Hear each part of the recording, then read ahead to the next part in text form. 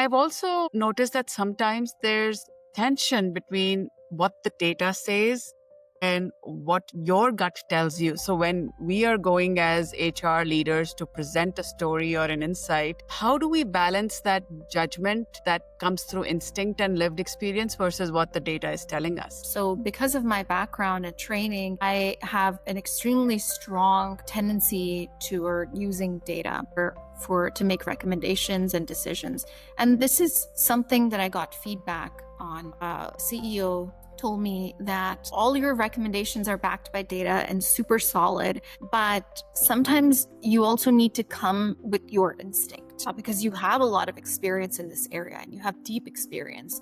And I want to know, what is your instinct telling you? And so I think it's really, really important to strike a balance. So I have started to, whenever I'm, in a boardroom or with the CEO or executive team, not just presenting the data, but layering on top of that my lived experience from many, many different types of organizations. Because as you gain experience, you start to recognize patterns, and you typically know, with 80-90% confidence sometimes what's going on just from looking at the patterns. And I've also encountered situations where I've observed what's happening in the organization and I know what the problem is, but I know that if I go and try to gather the data, it's going to take me several months. So I actually had a situation where I was very open with a CEO and the HR committee of the board where I said, look, I can spend 6 months gathering the data, or I can tell you that based on my experience,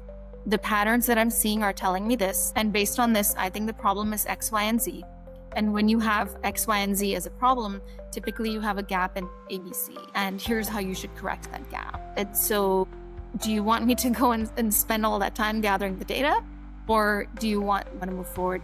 And most of the time the response is, okay, that makes sense. Let's proceed with your recommendation.